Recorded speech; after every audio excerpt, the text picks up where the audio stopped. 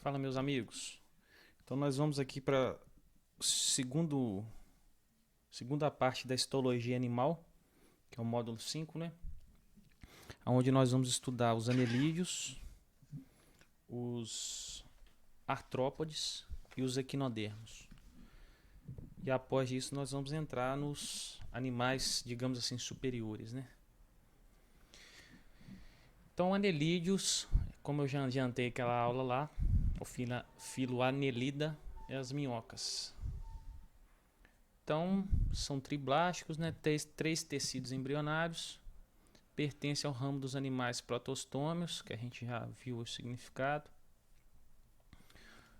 Celoma, possuem o celoma, que são aquelas cavidades, né? Que permitem transporte de substâncias, alojamento de órgãos e tudo mais. E já apresentam sistemas bem desenvolvidos. Uma característica principal é que seu corpo é formado por anéis, um processo que nós chamamos de metameria. Cada anel pode ser chamado de metâmero, tá? Então por isso que leva o processo chama-se metameria. E aí é o seguinte, eles vão ter no seu corpo uma proteção, os terrestres, né, os anelídeos terrestres, vão ter no seu corpo uma proteção externa, tá? Que chama-se cutícula. Por exemplo, que a minhoca ela vive cavucando o solo, então ela lida com atrito contra o solo, contra pedras. Então essa cutícula reveste a fina camada da pele dela, tá? Coisas que alguns artrópodes vão possuir também. É... Os órgãos desses animais, o que acontece? Eles já vão ter uma concentração do sistema nervoso na região da cabeça, tá? Que é o que? Como eu já comentei, ao longo da evolução dos animais, vocês vão vendo eles aumentarem o número de neurônios na cabeça. Então você vai fazendo eles terem uma área central de comando. E quanto mais complexidade meu sistema nervoso eu tenho, maior a capacidade de controlar órgãos específicos, de perceber um ambiente, tá? E aí ele tem na região da cabeça gânglios cerebrais, que é o que? Um conjunto de neurônios. O sistema circulatório dos anelídeos é mais complexo. Aqui surge, né, sistema circulatório fechado, tá? E aí tem esses vasos musculares e arcos que funcionam como coração, como eu comentei naquela nossa live, né? E a gente vai ver em detalhes. Alguns vão ter os parapódios, que tem função respiratória e de locomoção. A gente vai ver isso aqui também. E quem vive na água, a turma que vive na água, vai respirar por brânquias. Assim você já entra resolvendo tudo. E quem vive no solo vai respirar pela pele, tá?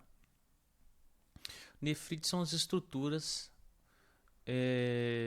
utilizadas como um rim que filtra as impurezas do sangue. Alguns vão ter capacidade de regeneração. Isso aqui é um anelídeo que é como se fosse... Como é que eu posso explicar? Não é piolho de cobra, não. A sassurana da vida, só que bem peluda. Uma foto antiga. E que está a evolução deles, né? Os poliquetas, que são os anelídeos aquáticos, são os caras mais primitivos. As minhocas, que são as mais conhecidas, são um pouquinho mais evoluídos. E a sanguessuga, que faz parte dos erudíneos, são as mais evoluídas aqui. Essa turma aqui já é uma subdivisão dentro dos erudíneos, porque os anelídeos são classificados nos poliquetos, oligoquetos e os erundíneos, tá? Esses dois aqui fazem parte dos erundíneos aqui, mas não tem tanta importância não. Então vamos às classes. Primeira coisa, essa classificação se dá com o número de cerdas. As cerdas seriam tipo assim, os fiapinhos ou falsas patinhas, digamos assim, que saem do corpo desse animal. O poliqueta ele tem um monte. Os oligoquetas, as minhocas, têm poucas e os erudinos não tem nada.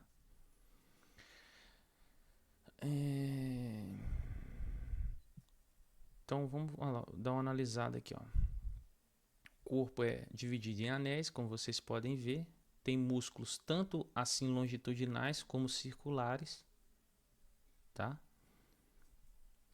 A cutícula, ela é aqui, ó, envolvendo o tecido que faz parte do tecido epitelial desse animal. As cerdas, pessoal, são esses finquinhos que vocês estão vendo na lateral aqui, os oligoquetos, que são as minhocas. Oligo significa pouco. O quetos seria cerdas. As minhocas têm poucas cerdas, olha lá, ó. Por isso que leva esse nome de oligoqueto. Os poliquetos já tem um monte. Aí aqui tem um celoma bem desenvolvido. O que acontece? No celoma desses animais circula um líquido que ajuda eles a ficarem firmes. Porque a minhoca ela é mole, cara, mas ela não é mole de tudo, sabe?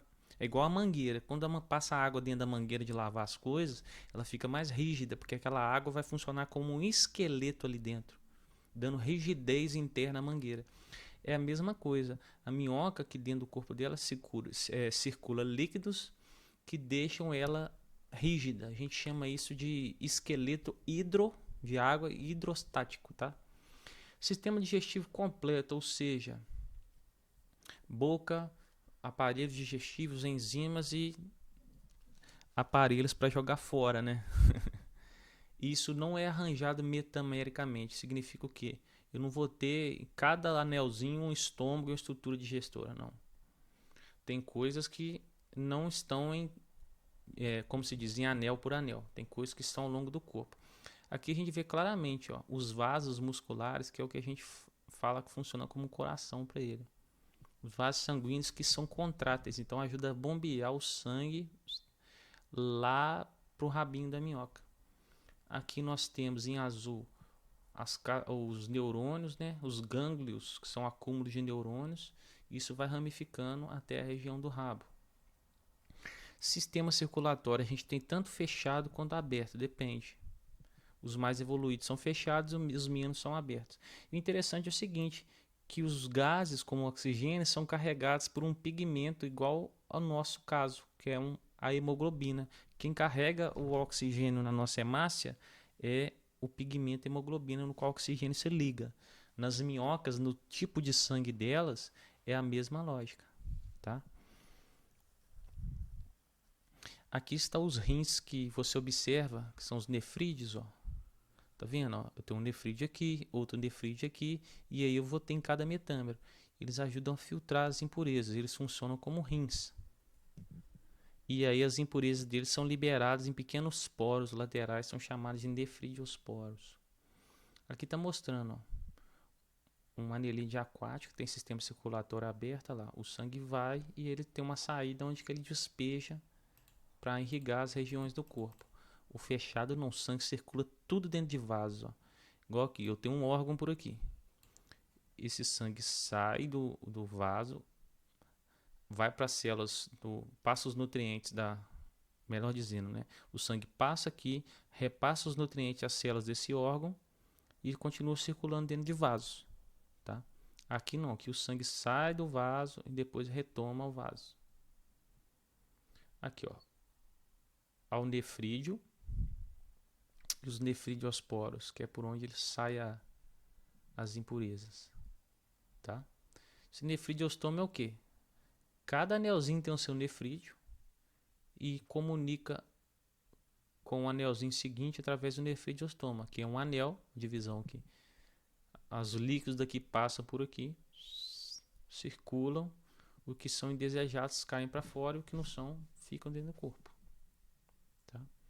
Então, cada metâmero tem uma estrutura secretora. Aqui a gente está vendo em detalhes a estrutura nervosa, né? Os gânglios cerebrais. Está vendo? É um microcérebro que vai formando a região da cabeça. Isso ajuda eles a terem perceberem a luz, por exemplo. Que a minhoca não pode ficar dando bandeira no sol, senão ela seca. Se ela secar a pele dela, ela não respira pela pele, né? Aí ela morre. Porque a pele precisa de estar úmida para a minhoca respirar. E tem tantos anelídeos de sexo separado quanto anelídeos com os dois sexos, hermafrodita, que é o caso das minhocas. E muitas vezes quando eles... muitas vezes quando eles cruzam, eles vão formar essa espécie de larvazinha, tá? Que é chamada de trocófora. Você não vai pagar não, filho? Então tá.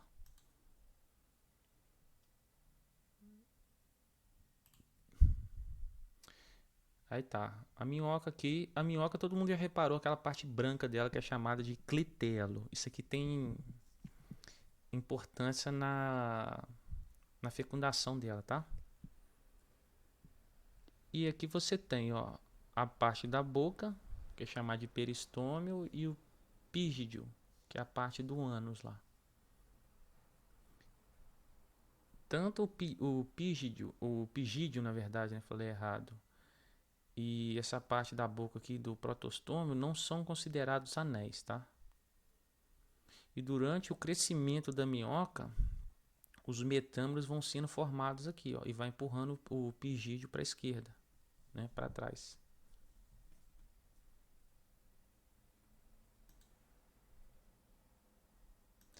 Agora, saindo dos anelídeos, a gente entra na turma que vive no mar, que são as poliquetas, turma que vive em água doce. Eu não vou entrar nesses detalhes, não, porque aqui já começa uma certa repetição, tá? Mas, por exemplo, essa turma vive debaixo de pedras, em buracos temporários e em áreas geralmente úmidas. Aqui tem muita gente com sexo separado, ou seja, macho e fêmea, tá? São essas coisas feiosas, cheias de cerdas, tá vendo? Por isso que é chamado de poliqueta. Tem uns que vão ter umas espécies de mandíbulas, tá?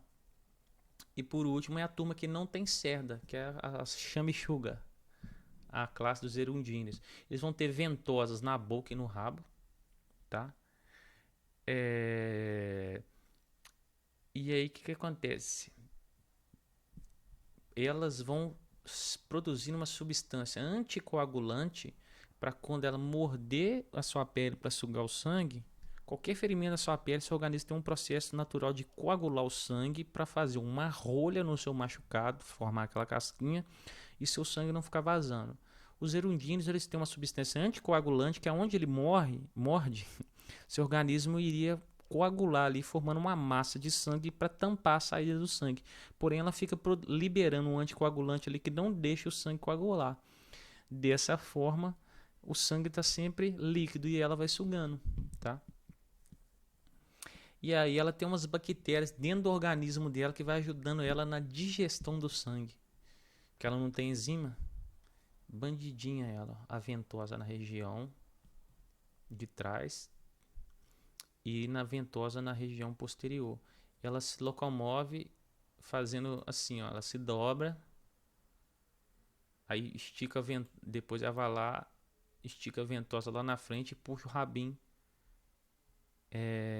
para perto da cabeça. Aí ela vai ficar nesse formato aqui e assim sucessivamente. Ela tem uns dentinhos aqui.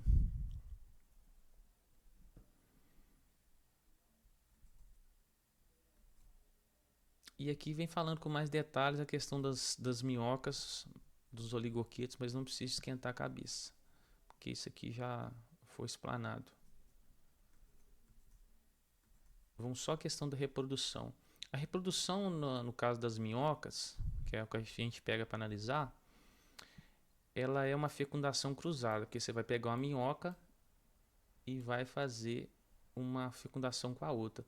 Toda minhoca, na próxima parte da cabeça, você tem um quadradinho branquinho que é o clitelo. Aí olha aqui para você ver, ó. Uma cabeça está para um lado e outra cabeça está para o outro. O que acontece? As minhocas elas são hermafroditas, tá? Então, vamos supor, nessa região aqui, eu vou ter os testículos, tá? E na região um pouco abaixo eu tenho os ovários. Então, o que vai acontecer? A minhoca aqui, ela deposita os espermatozoides dela no ovário de uma minhoca e a outra pega os seus espermatozoides e deposita no ovário da outra. Olha a setinha, ó. Aqui eu pego o espermatozoide e de um duto seminal eu libero ele até encontrar o ovário dessa minhoca. E essa aqui faz a mesma coisa, pega o espermatozoide rosa e vai liberar até encontrar o ovário da outra. E aí ocorre a fecundação tanto aqui quanto aqui. Depois que aconteceu isso, o clitelo ele começa a andar para a região da cabeça. Quando ele passa aqui em cima, essa turma que foi fecundada, né, com os espermatozoides, vão formar ali o zigoto, os ovinhos, e aí o clitelo carrega esses ovinhos com o zigoto dentro de um casulo que ele forma. Ó, tá vendo o clitelo saindo da minhoca? Forma esse casulo. E aí depois desse casulo, tá, que é como se fosse uma espécie de larvinha, vai eclodindo ali a minhoquinha, entendeu? Então uma fecundação cruzada. Os dois vão fornecer espermatozoide e vão sair gerando descendentes. Por isso que leva esse nome. A carinha deles aí, ó. Minhoca é que vários casulos formados após a fecundação. E aí, gente, a gente sabe que as minhocas têm importância na aeração do solo, porque elas vão cavando buracos no solo e permite que o ar entre ali dentro, oxigenando o micro-organismo. E além disso, tudo que ela não utiliza, ela acaba liberando substâncias que chama-se de humus, né? Que esse humus ele é rico em minerais e coisas que enriquece a terra, tá? Porque ela acaba comendo terra junto com as coisas que ela come e depois ela libera isso, só que de uma forma enriquecida de nutrientes, tá? E aumenta a fertilidade do solo. Então a turma tem costume de criar minhoca porque ela é sempre importante para quem planta as coisas, tá? E aí você vê uma minhococultura aí, ó. E são minhocas pequenininhas, mas tem um minhocuçu também, que são aquelas minhocas grandonas, tá? Que chegam a metros. Então, para os anelídeos, é isso aí.